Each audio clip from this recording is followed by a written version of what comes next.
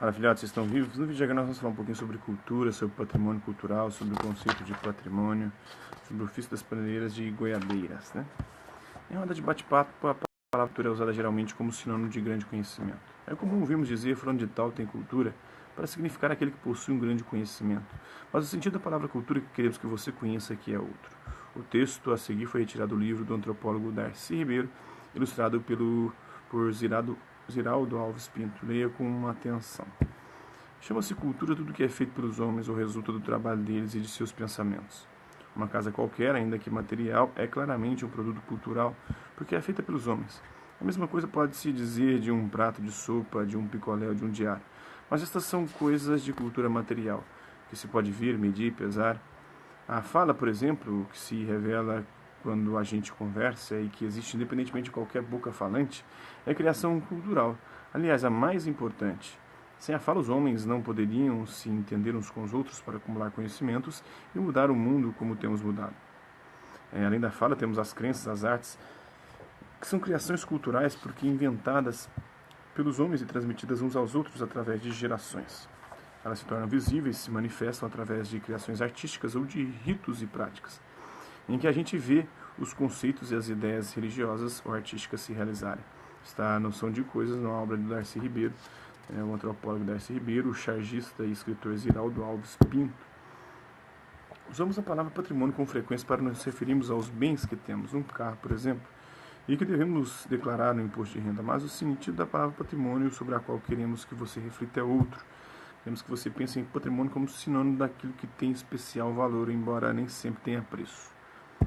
Pois bem, reconhecendo a importância de certos bens para nós brasileiros, o governo de Getúlio Vargas baixou o decreto em 30 de novembro de 1967 que definia patrimônio como o conjunto de bens móveis e imóveis existentes no país e cuja conservação é de interesse público, quer por sua vinculação a fatos memoráveis da história do Brasil, quer por seu excepcional valor arqueológico, bibliográfico ou artístico.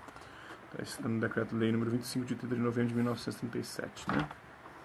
Como se pode ver, essa definição priorizava o patrimônio edificado, como, por exemplo, o patrimônio material, um museu e associado a fatos memoráveis da história do Brasil, como, por exemplo, a Proclamação da República. Esse conceito de patrimônio orientou a política de preservação da época, que valorizava apenas os bens culturais de pedra e cal e ligados à história oficial, como, por exemplo, o Museu Paulista, em São Paulo, o Museu da República, no Rio de Janeiro, e o Museu do Estado de Pernambuco, em Recife. Essa política de preservação, os outros bens culturais não mereciam ser conservados e, por isso, durante muito tempo foram esquecidos, que levou muitos deles à deterioração.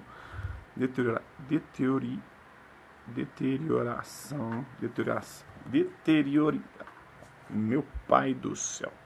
Deterioração ou ao desaparecimento. Então tem a fachada do Museu do Estado de Pernambuco, um lugar de memória, no Recife. Nos anos de 1980, durante o processo de redemocratização no Brasil, o conceito de patrimônio foi reformulado, adaptado, ampliado. Grupos organizados da sociedade civil conseguiram convencer os constituintes a introduzir o tema patrimônio nos debates que resultariam na Constituição Brasileira de 1988. Durante esses debates, percebeu-se que era necessário diferenciar os bens de natureza material dos de natureza imaterial, e chegou-se à seguinte definição. Bens de natureza material são bens palpáveis, concretos, como edificações, casas, sepulturas, instrumentos de trabalho de guerra, conjuntos urbanos, sítios de valor histórico, paisagístico, artístico, arqueológico, entre outros. Já os bens de natureza material são os bens não palpáveis, que nós pode pegar como, por exemplo, uma dança, uma festa, um modo de fazer uma comida, um ritual, as criações científicas, artísticas e tecnológicas, entre outros. A seguir vamos apresentar um exemplo de bem de natureza material e outro de natureza imaterial. A cidade de Goiás, conhecida também como Goiás Velho, é um importante bem de natureza material e testemunho da colonização da região nos séculos XVIII e XIX do nosso país. A cajuína é uma bebida não alcoólica produzida a partir do suco de caju. O modo de fazer e as práticas socioculturais associadas a ela constituem um bem cultural e material que tem suas raízes nos rituais de hospitalidade dos produtores piauienses. Geralmente as garrafas de cajuína eram dadas de presente ou servidas às visitas, e também oferecidas em casamentos e aniversários. O rótulo acima não representou marcas registradas. Ao final dos debates da Constituinte, foi aprovada em outubro de 1988 uma nova Constituição para o Brasil, que em seu artigo 216 afirma: constituem patrimônio cultural brasileiro os bens de natureza material e imaterial, portadores de referência e identidade a ação à memória dos diferentes grupos formadores da sociedade brasileira. Essa era a Constituição Federal de 1988, né? Essa nova definição de patrimônio introduzida pela Constituição apresentou duas inovações significativas. Uma foi contemplar todos os grupos formadores da sociedade brasileira, indígenas, africanos e outros, né? Outra foi incluir bens de natureza imaterial, que diz respeito a saberes, modos de fazer e ofícios, a exemplo exercido pelas artesãs de Goiabeiras no Espírito Santo, né? Então, para refletir,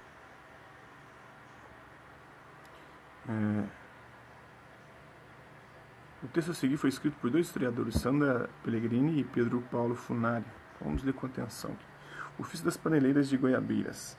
As panelas são tomadas como suportes imprescindíveis ao cozimento da moqueca capixaba, reconhecida como um prato típico como sistema culinário característico da população do Espírito Santo.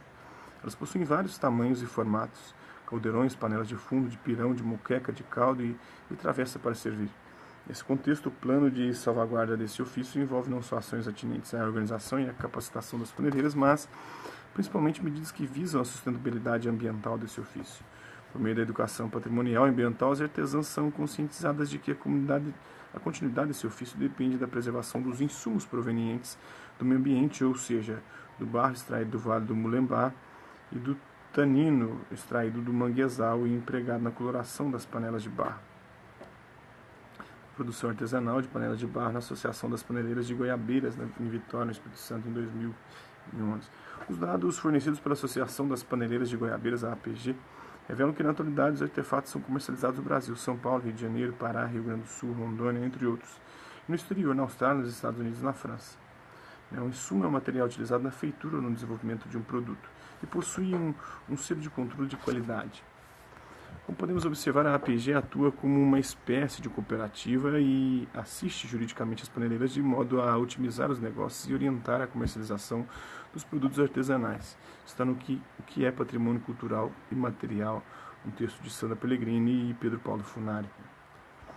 Então, o ofício das paneleiras de Goiabeiras, patrimônio material, está associado à salvaguarda de um outro bem material, intangível. Qual que é? É um modo de fazer a moqueca capixaba, o prato típico da população santa. Então, diferentemente da moqueca baiana, a moqueca capixaba não leva azeite de dendê. O que se pode concluir sobre o plano de salvaguarda do ofício das paneleiras e que está explícito no texto, né? O plano de salvaguarda prevê dois conjuntos de ações, um voltado à organização e à capacitação das paneleiras e outro à conscientização das artesãs de que a sobrevivência do ofício depende da preservação de dois insumos essenciais, o barro do Vale do Mulembá e o tanino usado na coloração das panelas. Que indícios há no texto de que o trabalho de salvaguarda do ofício teve um efeito positivo para as paneleiras e suas famílias? Esse trabalho possibilitou uma comercialização em maior escala, no mercado interno e externo, e mais lucrativa dos artefatos produzidos pelas artesãs de Goiabeiras, né? A responsabilidade pela salvaguarda desse patrimônio material é do IFAM, das próprias artesãs ou de todos nós? O apoio da sociedade como um todo é indispensável à preservação destes e de outros patrimônios materiais igualmente importantes. O ofício das artesãs de Goiabeiras ajuda a manter dezenas de famílias envolvidas na feitura de panelas. O modo de fazer as panelas foi aprendido com os indígenas e vem passando de mãe para filha há centenas de anos. Então é isso aí. Espero que vocês tenham gostado do vídeo. Quem curtiu, dá um like. Quem não curtiu, dá um dislike. Quem se interessar pelo conteúdo do canal, é só se inscrever, ativar o sininho e aguardar os próximos vídeos e as próximas notificações. Deixe também seus comentários, vendo o que você tem achado dos vídeos e sugestões de temas e assuntos para serem abordados nos vídeos posteriores. E colabore também com o nosso canal, compartilhe esse vídeo e ajude ele a chegar ao maior número de pessoas possíveis. Quero aqui agradecer aos inscritos no canal, que já são mais de 300, e também agradecer aqueles que hora ou outra passeiam por aqui, né, por um vídeo ou outro, um conteúdo ou outro. Agradecer àqueles que compartilham os nossos vídeos, o nosso canal, seja nas redes sociais. É isso aí, hasta la vista, babies, e até a próxima.